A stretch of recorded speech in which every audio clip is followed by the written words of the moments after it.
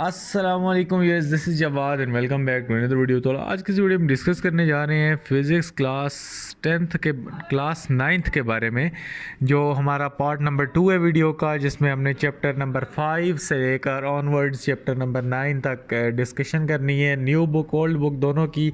बच्चे पूछ रहे हैं सर कौन सी बुक से पेपर आएगा, नई से आएगा पुरानी से आएगा। तो ज़्यादातर पुरानी बुक से आता है, पिछली बार भी उसी से ज़्यादा पोर्शन आया था, इसीलिए कंपेयर करके वीडियो बना रहा हूँ कि कुछ सवाल उधर से नई से भी आते हैं। तो दोनों में से जो कॉमन सवाल करवा रहा हूँ जो आ सकते हैं पेपर में वो भी बता रहा हूँ। फिर भी पूछ रहे हो कि सर हम इस बुक से कर ले, वो भाई जिससे कर रहे हो कर लो।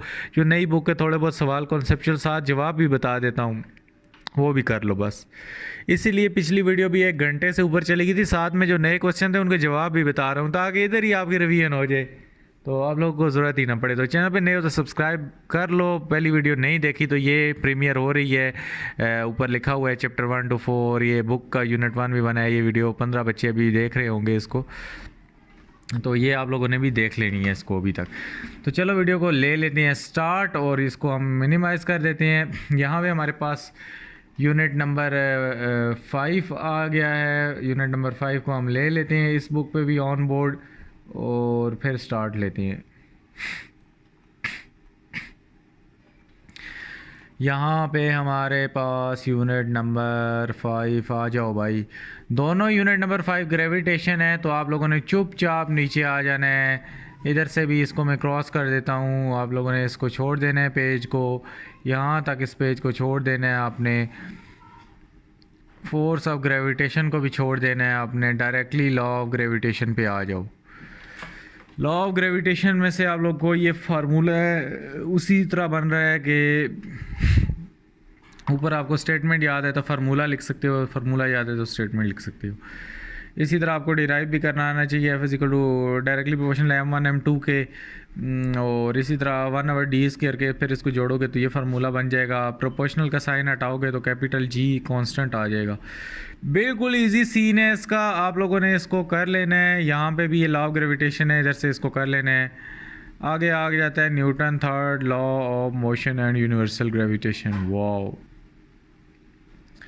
ये आपके पास आ गया। तो इसको शॉर्ट क्वेश्चन के लिए देख लेना है बस एक बार, बाकी इससे कोई एक्सपेक्टेशन हम नहीं कर सकते लॉन्ग क्वेश्चन की। ग्रेविटेशनल फील्ड है, इसको एक बार देख लेना है, पढ़ लेना है एक बार। अगर नहीं करना चाहते तो इसको छोड़ दो, बस एक बार पढ़ लेना है आप लोग को। इससे कोई कॉन्सेप्चुअल टाइप क्वेश्चन पूछ सकता है। मेन जो असल चीज़ है that is mass of earth. दोनों बुकों में है, कॉमन है, आप लोगों ने करना है इसको लाजमी। लॉन्ग क्वेश्चन है पक्का पक्का। नीचे आ जाओ, ग्रेविटेशनल फील्ड आ जाती है। ग्रेविटेशनल फील्ड को आप लोगों ने देख लेना है।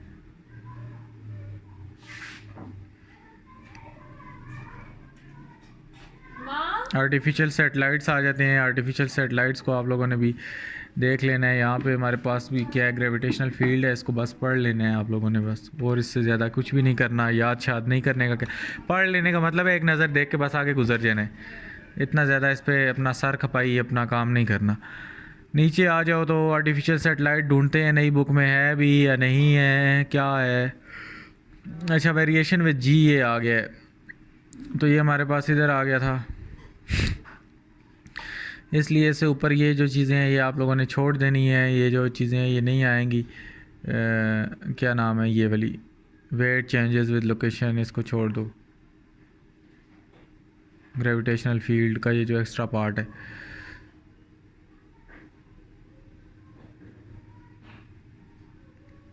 तो आगे हम आ जाते हैं। आगे इसमें से जो इम्पोर्टेंट है variation with g with altitude है, इसको भी देख लेना है आप लोगों ने एक नज़र।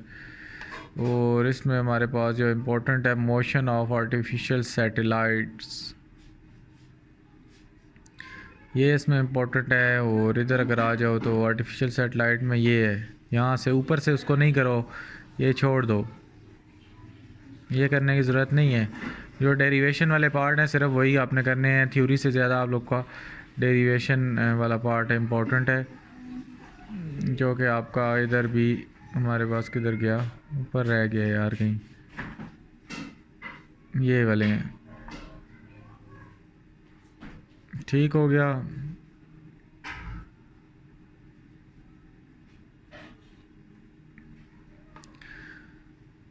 तो ये चीज़ें थी बस, इसमें इतना ही था। मैथ्स ऑफ अर्थ और आर्टिफिशियल सेटेलाइट का आप लोग को आ सकता है इसमें, बाकी इसमें इतना कुछ भी नहीं है।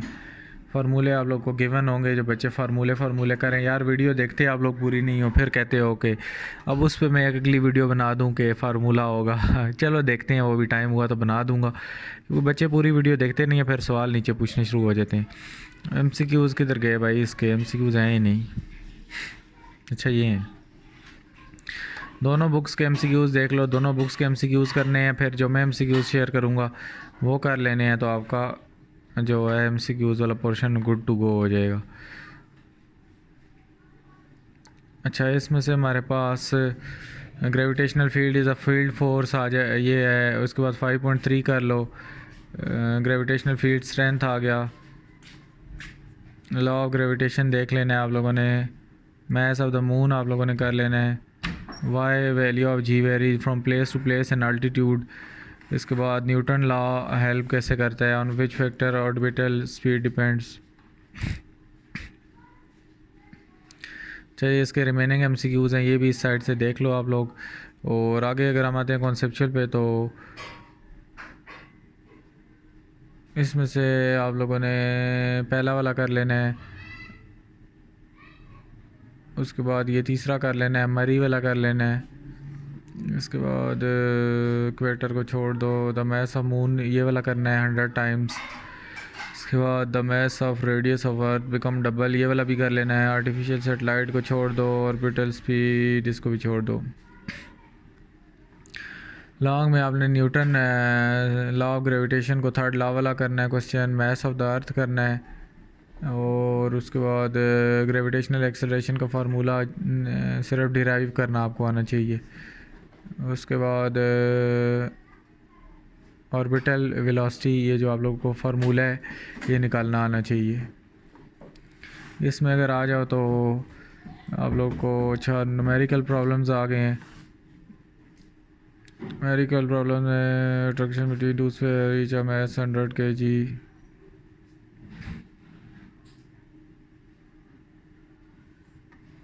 ये पहले वाला कर लो। उसके बाद हमारे पास इधर से भी ये पहले वाला कर लो। ये मून वाला कर लो, मार्स वाला कर लो।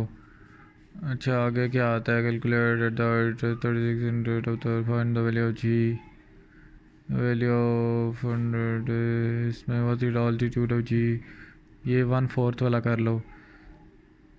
बस अभी नई बुक में अगर आओ तो इधर से आगे वैल्यू ऑफ जी इसको छोड़ दो। The geostationary 4200 kilometre radius वाला ये कर लो क्वेश्चन। इसके बाद the value of g on earth is in a planet 5 time, इसको छोड़ दो। ऑर्बिटल स्पीड ये 6400 वाला लाजमी कर लो।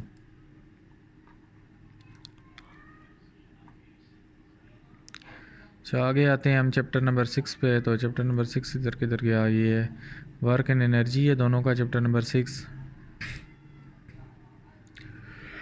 इधर आ जाओ, ऊपर से ये छोड़ दो सारा वर्क, और ये सारा इधर से छोड़ दो। नीचे आ जाओ जी, ये सारा भी छोड़ दो। वर्क की डेफिनेशन कर लो और फार्मूला कर लो। इधर से वर्क की डेफिनेशन फार्मूला कर लो, वही ऐसा यूनिट साथ में बस एक कर लो। एनर्जी को छोड़ दो इधर से।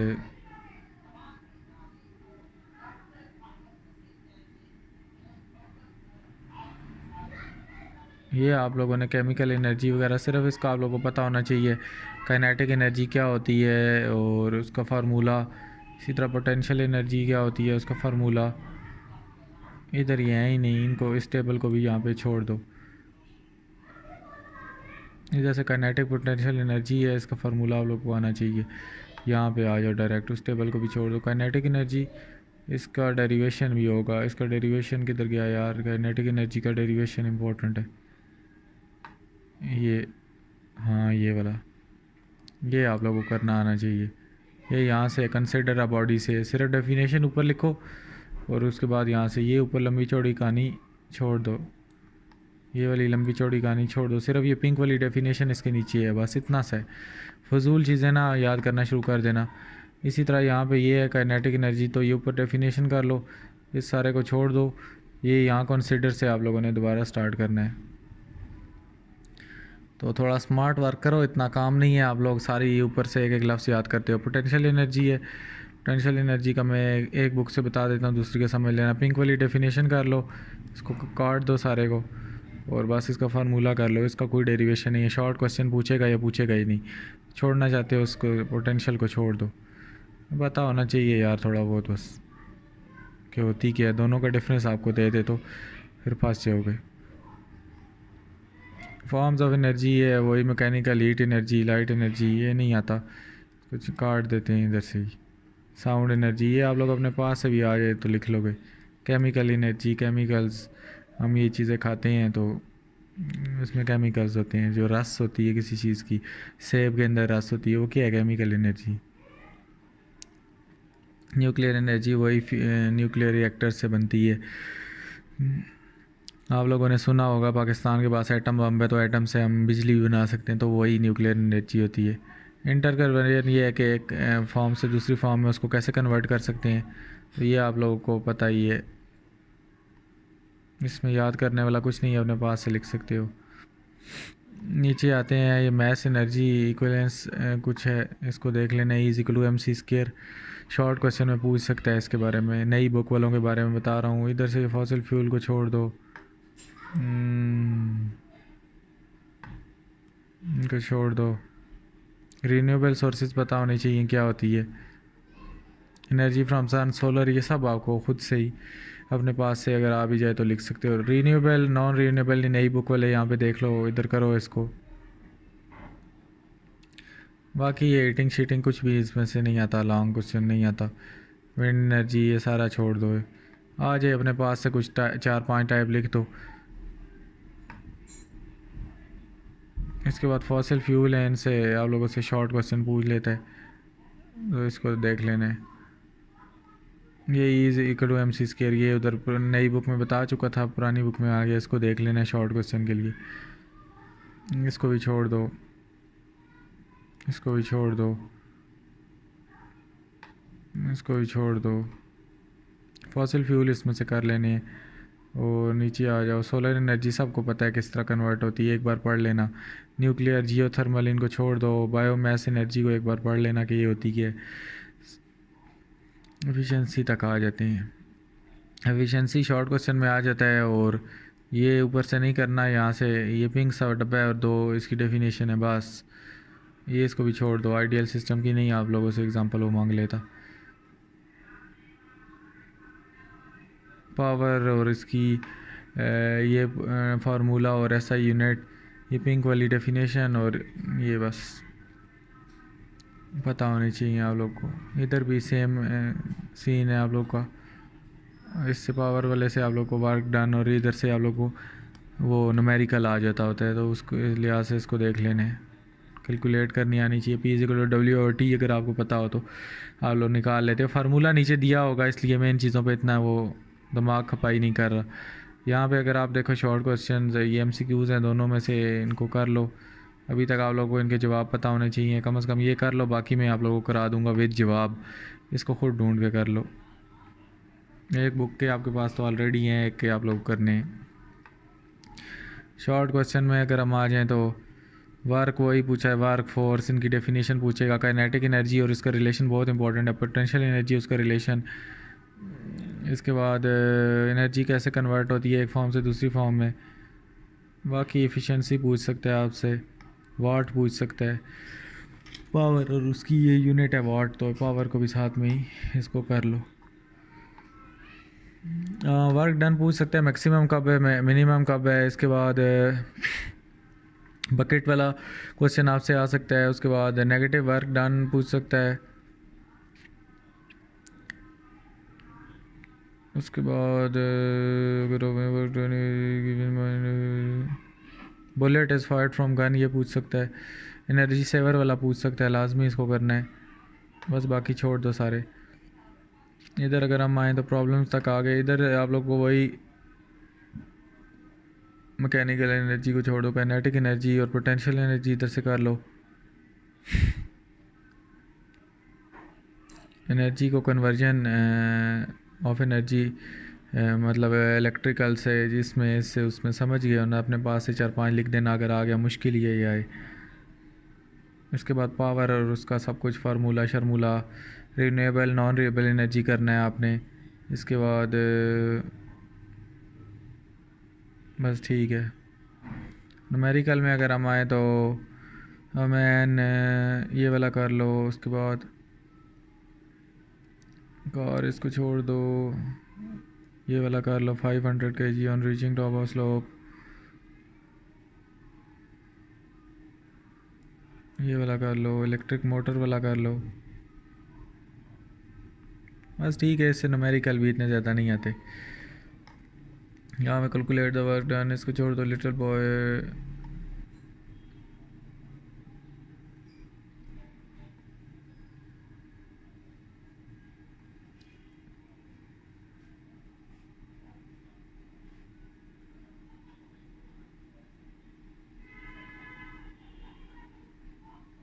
ये इसमें से आप लोग ये ट्रॉली वाला कर लो।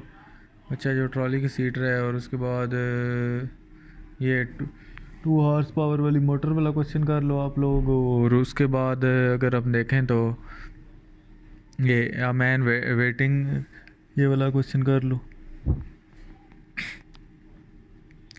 आगे आ जाते हैं चैप्टर नंबर 7 पे। तो प्रॉपर्टीज़ ऑफ मैटर आ गया है। चुपचाप इधर आ जाओ नीचे। सॉलिड और लिक्विड का आपस में डिफरेंस किसको नहीं पता? ये क्रॉस मारो इस पेज को, इधर क्रॉस मारो। काइनेटिकल मॉलिक्यूलर मॉडल आप लोगों को पता है, ये इसके 3 पॉइंट्स है। अभी नई बुक वाले के नहीं है, किधर है ये? उनके नहीं है, लेकिन जो भी हैं ये 3 पॉइंट्स इसको यहाँ से कर लो। सॉलिड लिक्विड का आपस में डिफरेंस और गैस का आप लोग को पता होना चाहिए। गैस भी नीचे होगी, ये सबको पता है। इसमें सॉलिड में मॉलिक्यूल आपस में जुड़े होते हैं, लिक्विड में थोड़े थोड़े उनमें ये देखो फ़र्क होता है, और गैस में बहुत ज़्यादा। बस इतना है आप लोगों ने लिखना है। इसमें से वो इतना नहीं है, सॉलिड लिक्विड गैस में से पूछता है आप लोगों से, इसमें से आप लोगों से ये पूछता है प्लाज्मा। उन तीनों को ऊपर छोड़ दो। मैंने जो कहानी बता दी आप वही अपने वर्डिंग में लिख लो, बस आ भी जाए तो। याद उसको नहीं करना, याद इस प्लाज्मा को करो। इधर भी ये देखो प्लाज्मा आ गया। ये कई बार बल्ब देखें इस तरह रंग बिरंगी, ये सारा ये प्लाज्मा होता है। डेंसिटी आ गई जी नीचे। डेंसिटी है, इसकी डेफिनेशन कर लो बस, इससे न्यूमेरिकली पूछ सकते हैं। प्रेशर आ गया, प्रेशर की डेफिनेशन उसको छोड़ दो ऊपर से।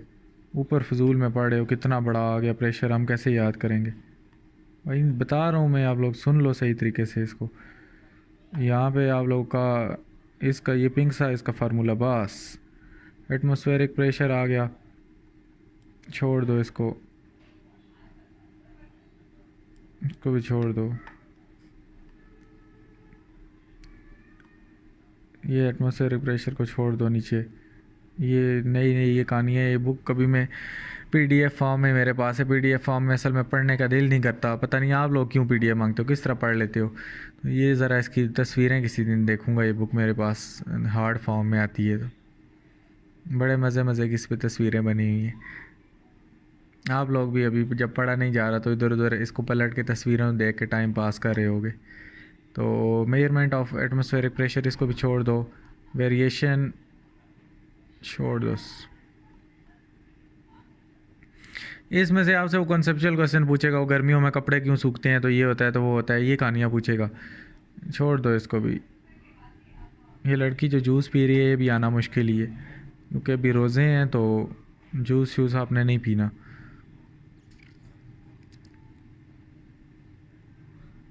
ये देखो ड्रिंकिंग बाय स्ट्रॉ, इस लड़की को एक बार बस पढ़ लेना है आप लोगों ने, ये दोनों में कॉमन हो गई है अब, लेकिन फिर भी इसके आने के चांसेस नहीं है। मेन जो कहानी आती है ना वो यहाँ पे आती है, प्रेशर इन लिक्विड्स। ये करना है, ये ऊपर से बेशक ना करो, कंसिडर से करना है, आगे इसको डिराइव करना है। लॉन्ग क्वेश्चन है पूरा, प्रेशर इन लिक्विड्स। इसके बाद पास्कल्स लॉ बहुत ज़्यादा इंपॉर्टेंट है, पास्कल लॉ को किसी सूरत में नहीं छोड़ना। साथ में इसकी एप्लीकेशन आ जाती है, इसमें हाइड्रोलिक प्रेस बहुत ज़्यादा इंपॉर्टेंट है और बहुत ज़्यादा इजी है, तो इसकी डायग्राम भी बहुत ज़्यादा इजी है। ये हाइड्रोलिक इसकी डायग्राम पुरानी बुक से देख लो, नई पे नहीं बनी, ये बनी हुई है। बहुत ज़्यादा इजी है और बहुत ज़्यादा इंपॉर्टेंट है। इसको आप लोगों ने पक्का लॉन्ग क्वेश्चन है, इसको छोड़ना नहीं। आ गया तो आपकी मौजी है, नहीं आया तो भी आप लोगों का वो नहीं होगा। अब थ्रस्ट इंपॉर्टेंट है इसमें, ऊपर से कहते हो कि ब्रेकिंग सिस्टम को छोड़ो, ऊपर वाला हाइड्रोलिक प्रेस कर लो इसको। वो कहेगा इसकी एक एग्जांपल दो, आप हाइड्रोलिक प्रेस की दे दो। ब्रेक सिस्टम ये है, फिर थोड़ा सा इसमें भी वही काम यूज़ होता है, लेकिन आप लोगों को थोड़ा सा स्प्रिंग के कहानी में डाल देगा, तो इसलिए इतना इंपॉर्टेंट नहीं है, इसको छोड़ दो। उसमें तो ऊपर है ही नहीं, तो इस नई बुक वाले बच्चों का तो है ही नहीं। ब्रेक वाला सिस्टम इधर कहीं दिया हुआ ही नहीं है। ये क्या दिया है? अच्छा ये कुछ और है, मैंने समझा ब्रेक बना दिया नहीं ऊपर। इधर अप थ्रस्ट आ गया है। इसके बाद आर्शिमिदस प्रिंसिपल इंपॉर्टेंट है। इस अप थ्रस्ट के सिर्फ डेफिनेशन कर लो, ये क्या होता है, बस इतना बहुत है। अच्छा यहाँ पे ये आर्शिमिदस प्रिंसिपल है, ये यहाँ से इसकी ये डेफिनेशन है पिंक कलर की, ये छोड़ दो यार, उसको पढ़ लेना है बस, लेकिन इसको याद नहीं करना। याद ये यहाँ से होगा। बहुत ज़्यादा इंपॉर्टेंट लॉन्ग क्वेश्चन है आर्शिमिदस प्रिंसिपल, बहुत बहुत ज़्यादा इसकी इंपॉर्टेंस है। मैं आप लोगों को क्या बताऊँ इसकी कितनी ज़्यादा इंपॉर्टेंस है। ये सारा ठीक है, ये यही वाला है, आखिर में जाके सारा इसके साथ यूज़ होता है। डेंसिटी ऑफ ऑब्जेक्ट है, इसको डेफिनेशन कर लो बस, ठीक है। अच्छा प्रिंसिपल ऑफ फ्लोटेशन है, तो इधर इन्होंने बड़ा लंबा चौड़ा इस नई बुक में दिया है, तो इसलिए इतना नहीं आता होता, सिर्फ आप लोगों को पता होना चाहिए। ये इधर इन लोगों ने बड़ा लंबा चौड़ा दिया है, पुरानी बुक में ये है ही नहीं आगे, इसको स्किप मारो। वो ऊपर करो, आर्शिमिदस प्रिंसिपल करो, और वो पास्कल लॉ शायद जो भी हाइड्रोलिक प्रेस बताया है, इसको करने की ज़रूरत ही नहीं है। इंशाल्लाह ये नहीं आएगा, इनको सिर्फ एक बार पढ़ लेना है। ये याद नहीं करना कि शिप्स क्यों तैरती हैं, तो पता नहीं बोट्स डूबती क्यों नहीं है, ये कहानी सारी इसमें लिखी है। इम्पोर्टेंट इतना नहीं है। इलास्टिसिटी है, इसकी डेफिनेशन पता होनी चाहिए क्या होती है, बस इससे ज़्यादा इसको आप लोगों ने नहीं जानना। ये स्ट्रेस स्ट्रेन आप लोगों से डेफिनेशन पूछ सकता है, ये बस ये आप लोगों को इसकी डेफिनेशन तक, यानी हुक लॉ आप लोगों से पूछ लेते हैं। हुक लॉ ये पिंक वाले से लेकर यहाँ तक इसके ये इसको बेशक दरमियान से छोड़ दो, और इसके नीचे कोई डेफिनेशन नहीं है, डेफिनेशन ठीक है, इसको वैसे यहाँ तक ही रखो। इलास्टिसिटी के आगे हुक लॉ उसने बता दिया कि ये क्या होता है, स्ट्रेस एंड यंग मॉडुलस। इसमें से young modulus important long question है, उसको कर लो, और बस यंग मॉडुलस को भी ना छोड़ो। आर्शिमिदस प्रिंसिपल, यंग मॉडुलस, इस चैप्टर में बड़े लॉन्ग क्वेश्चन इंपॉर्टेंट है, मैंने आप लोगों को बता दिए। बाद में ये ना बोलना कि बताए नहीं थे। यहाँ पे आ जाओ, MCQs का जो कोलैबोरेशन है इसको देख लो और करो MCQs को। यहाँ पे शॉर्ट क्वेश्चन की बात करें तो काइनेटिक मॉलिक्यूलर मॉडल किस तरह हेल्प करता है, इसको छोड़ दो। ये 4 स्टेट ऑफ मैटर प्लाज्मा आपको बताइए आएगी, तो ये भी आप लोगों ने कर लेनी है। अच्छा अगर शॉर्ट क्वेश्चन की बात करें नई बुक की, तो girl walking on a carpet, dams are made thick at bottom, sharp knife वाला आप लोगों ने करना है, इसमें से इन्फ्लेटेड बलून वाला करना है, रीडिंग अ बैरोमीटर करना है, ये सब मेरीन वाला आप लोगों ने करना है इसमें। और उसके बाद बस ठीक है, ये वाला भी floats but anchor sink in water. यहाँ पे अगर हम आ जाएं तो वही डेंसिटी का पूछ रहा है, इसको देख लो। ये बैलून वाला करना है आप लोगों ने, इससे आपको कॉन्सेप्चुअल क्वेश्चन बड़े पूछेगा वो। ये दोनों में से करो, इनमें से भी आए हुए हैं, इनमें से भी आए हुए हैं। ज़्यादा पुरानी बुक से भी आता है, लेकिन वही है, टॉपिक ज़्यादा उसके आते हैं। कॉन्सेप्चुअल क्वेश्चन दोनों से मिक्स ही थोड़े थोड़े आते हैं। अब पेपर में ज़ाहिर बात है 10-12 क्वेश्चन होते हैं, फिर आपको इतना फीलिंग नहीं होती, इसलिए दोनों के बता रहा हूँ कि कौन कौन से कर लो। नई बुक से इतने बता भी नहीं रहा, थोड़े थोड़े बता रहा हूँ बस, ज़्यादा इसके साथ जो कॉन्सेप्चुअल वाइज हैं वो कर लो। पास्कल लॉ, हाइड्रोलिक प्रेस, वही पीछे बता चुका हूँ, अब थोड़ा सारा कुछ बता चुका हूँ, वही क्वेश्चन है ये सारे। अच्छा इधर आ जाओ न्यूमेरिकल पे, कॉम्प्रिहेंशन में यहाँ पे क्या बताऊँ आप लोग को, वही प्लाज्मा वाला है। उसके बाद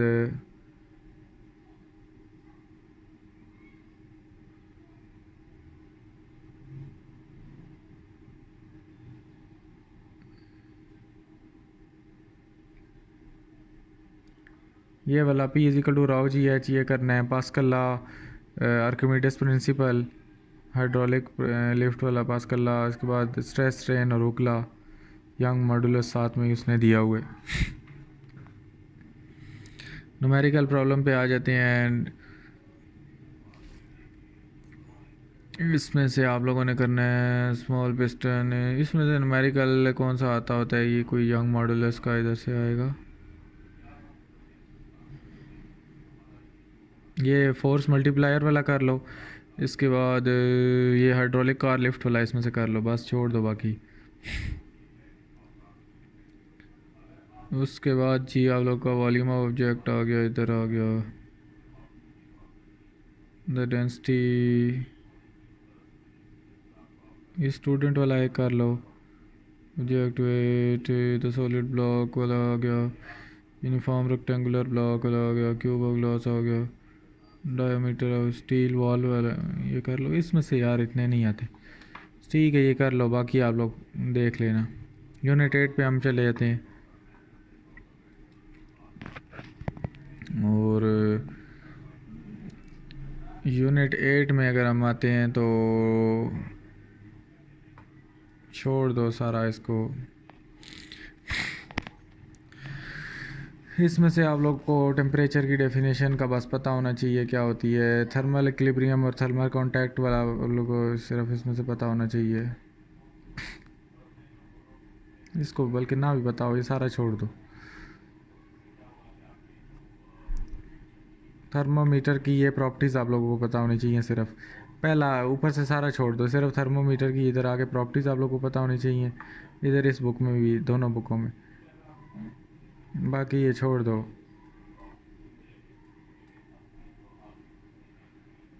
ये आप लोगों को कन्वर्जन आनी चाहिए, ये कन्वर्जन लाजमी आनी चाहिए भाई, बाकी ये सारी बकवास जितनी भी लिखी है इसको छोड़ दो। कन्वर्जन आप लोगों को आनी चाहिए, मैं पहले बता रहा हूँ, ये नहीं छोड़ देनी। ये रिलेशनशिप जो भी है कन्वर्जन आप लोगों को पता होनी चाहिए, केल्विन टू सेल्सियस और सेल्सियस टू फ़ारेनहाइट, ये देख रहे हो ना, ये करनी है। पता चले कहो आपने ये बोला था छोड़ दो, ये नहीं बोला। ये वाली ये एग्जाम्पल करो इसकी, इसमें सारा कुछ यही है। मैं अभी जो कहानी नीचे आती है वो बताऊंगा, ऊपर से इसीलिए बहुत ज़्यादा छुड़वा दिए, फजूल चीज़ों पर टाइम वेस्ट ना करो और स्पेसिफिक हीट कैपेसिटी पे आ जाओ। ये आप लोगों को लॉन्ग क्वेश्चन में वो पूछ सकता है, इतने ज़्यादा इंपॉर्टेंट तो नहीं है, लेकिन बस क्या करें, फिर ऊपर से बहुत ज़्यादा छुड़वा दिए तो ये नहीं छुड़वा सकते। इस सारे को छोड़ दो, वो बस वहाँ तक ही कर लेना, बस शॉर्ट के लिए कर लो, लॉन्ग के लिए जितना जो मर्ज़ी के लिए कर लो। लेटेंट हीट ऑफ फ्यूजन और लेटेंट हीट ऑफ वेपराइजेशन आपसे पूछ सकता है, दोनों का आपस में डिफरेंस। ये हीट कैपेसिटी बस आप लोग को डेफिनेशन फार्मूला, बस इसको छोड़ दो सारे को। लेटेंट हीट ऑफ फ्यूजन की डेफिनेशन आनी चाहिए और formula, latent heat of vaporisation की डेफिनेशन और फार्मूला आने चाहिए। ये एक्सपेरिमेंट है भाई, इसको नहीं करना, इसको हटाओ इसको यहाँ से। ये लेटेंट हीट ऑफ फ्यूजन और वेपराइजेशन का आपस में डिफरेंस आ सकता है। ये देखो नई बुक में इतनी वो नहीं कहानियाँ हैं, तो बस ये आपने फार्मूला तक करना है, बाकी ये नीचे फजूल बातें इंग्लिश नहीं पढ़नी, ख़ुद अपने लिए अजाब बनाते हो। ये इसको भी काटो सारी को। अच्छा ये आ गई, इसमें से आप लोग को कॉन्सेप्चुअल क्वेश्चन फेंकते हैं वेपराइजेशन में, गर्मियों में कपड़े सूखते हैं तो पता नहीं क्या होता है, तो क्या होता है, दरिया वाले क्वेश्चन इसमें लेके आ जाएगा। ये वेपरेशन आ गई, इसको लाजमी करना है आप लोगों ने, इसकी डेफिनेशन यहाँ पे, इसको कुछ भी नहीं करना यार, इसको सिर्फ डेफिनेशन कर लो। यहाँ पे नीचे बताता हूँ इसका क्या करना है, ये इसके करने हैं। यार किधर गया यार, हाँ फैक्टर इफेक्टिव एवेपोरेशन आपसे पूछेगा, ये टेम्परेचर, सरफेस एरिया, विंड, ये पूछेगा। डिफाइन एवेपोरेशन, एक वो पिंक वाली डब्बी लिख दो, उसके बाद ये लिख दो, बस थर्मल एक्सपेंशन में आपसे पूछेगा पुल गर्मियों में क्यों आपके एक्सपेंड हो जाते हैं, उनसे आवाज़ें क्यों आती हैं, तो ये होता है तो वो होता है। वो आगे कंसेप्चुअल क्वेश्चन में नीचे चले जाते हैं, वही वो पूछ रहा होगा आपसे।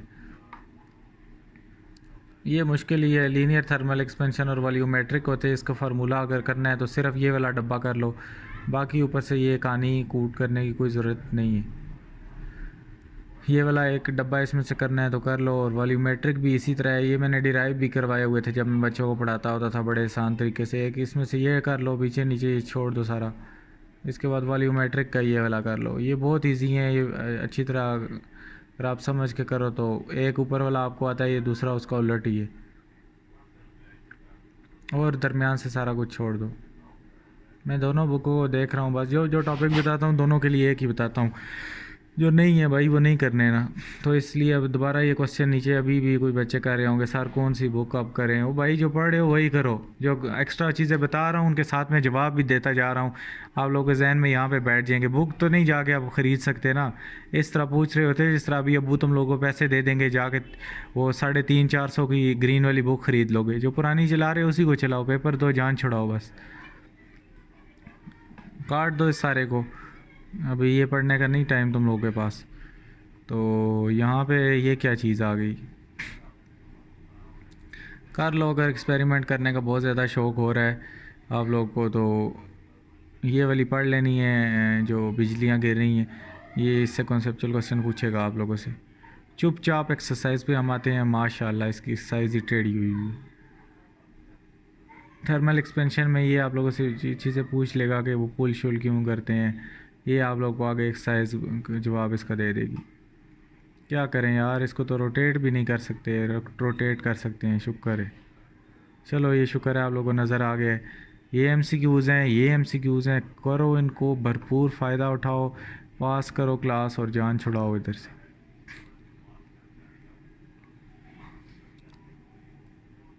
यहाँ पे हमारे पास जो क्वेश्चन है वॉल्यूमेट्रिक थर्मल एक्सपेंशन, वही ये सारी चीज़ें देख लो, मैं पीछे बता चुका हूँ यार। इसमें वो किधर गए कॉन्सेप्चुअल क्वेश्चन, कहाँ नहीं है इधर आते, वो नई बुक में आएंगे वहाँ से मैं आप लोग को बता देता हूँ। ऊपर आए ही नहीं, वो किधर गए यार, इतने ज़्यादा क्वेश्चन होते हैं। ये ऑपरेशन के फैक्टर्स ये मैं बता चुका हूँ पीछे, यहाँ पे मैं टिक करूँ ना करूँ आप लोगों को पीछे सारे निशान लगवा चुका हूँ। मैं इधर नीचे आ जाता हूँ यार, इसको वापस करना पड़ेगा।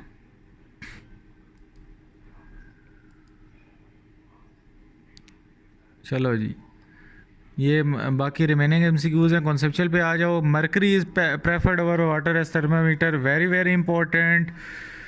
उसके बाद वाटर एज लार्ज, इसको छोड़ दो। इसके बाद आप लोग का मेटेलिक डोर वाला कर लो। उसके बाद हमारे पास क्लॉथेस वाला कर लो। Which type of clothes the people of desert wear and why. Answer नहीं आता गूगल कर लो, चैट जीपीटी कर लो, आपको बता देगा।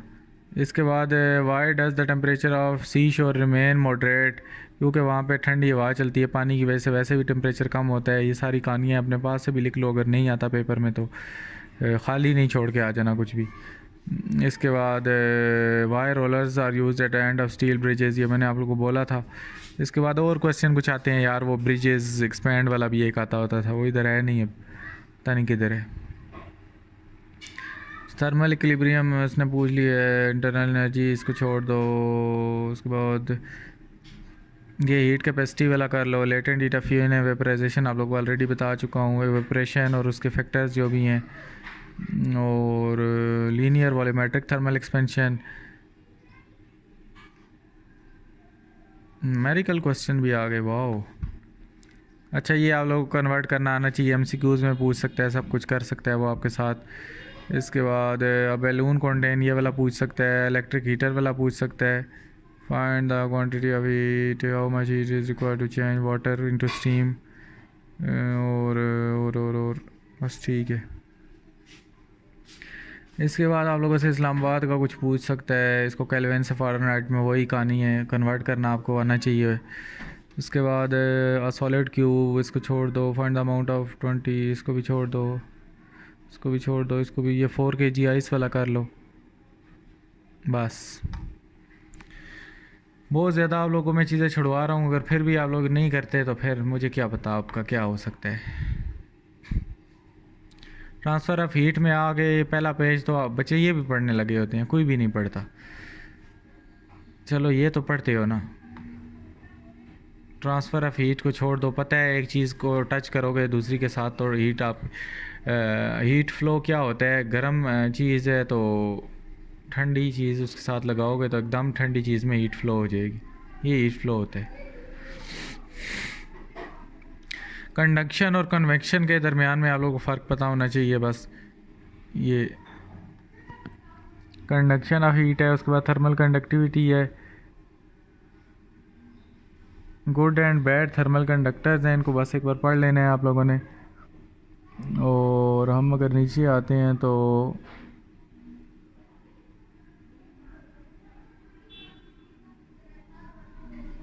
ये कुछ चीज़ है इधर, क्या है, थर्मल कंडक्टिविटी और उसके फैक्टर्स होंगे। हाँ ये थर्मल कंडक्टिविटी और उसके फैक्टर आप लोगों ने करने हैं। ये आपके पास बन के क्वेश्चन आ सकता है, आया आता कम ही है, लेकिन अब इस चैप्टर में से बता रहा हूँ तो फिर कुछ तो बताना ही है ना, सारा तो नहीं छोड़ सकता। ये use of conductor and non conductor, ये 4-5 यूजेज कर लो, इनका बस एक बार रीड कर लो, आप लोगों को खुद पता हो जाएगा कि ये क्या क्या करते हैं। कन्वेक्शन,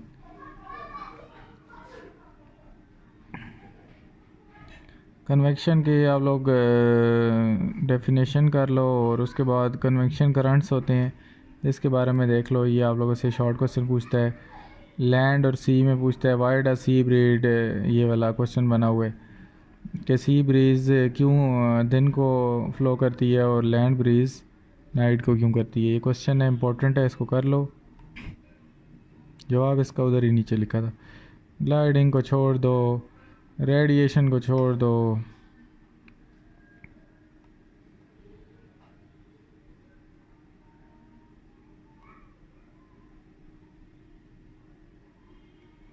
ये the energy transfer radiation affected by, ये इसकी 3 चीज़ें, ये कर लो।